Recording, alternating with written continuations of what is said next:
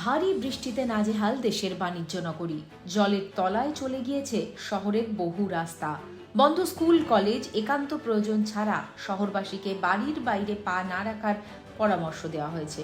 পর্যটকদের জন্য বন্ধ করে দেওয়া হয়েছে সমুদ্র সৈকতগুলিও। আবহাওয়া দফতরের রিপোর্ট বলছে, গত 24 ঘন্টায় মুম্বাইয়ের বেশ কিছু এলাকায় 200 মিলিমিটারেরও বেশি বৃষ্টিপাত হয়েছে, যার মধ্যে সবচেয়ে বেশি বৃষ্টি হয়েছে মুম্বাইয়ের পূর্বের শহরতলি বিক্রলিতে।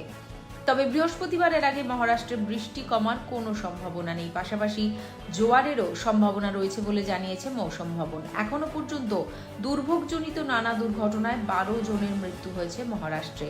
মঙ্গলবারও মুম্বাই, ঠানে এবং রায়গড়ের জন্য লাল সতর্কতা জারি করা হয়েছে। আগামী 24 ঘন্টায় ওই এলাকাগুলিতে অতি ভারী বৃষ্টির পূর্বাভাস রয়েছে। কোথাও কোথাও প্রবল বর্ষণের আশঙ্কা। সংবাদ সংস্থা পিটিআই সূত্রের খবর, গত দুদিনে গোটা মহারাষ্ট্র জুড়ে ব্যাপক বৃষ্টিপাত হয়েছে। বেশিরভাগ জেলাতেই জারি হয়েছে লাল কিংবা কমলা সতর্কতা।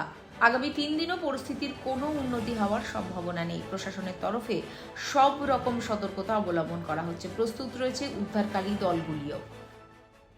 এখন সময় ফলো এবং সাবস্ক্রাইব করুন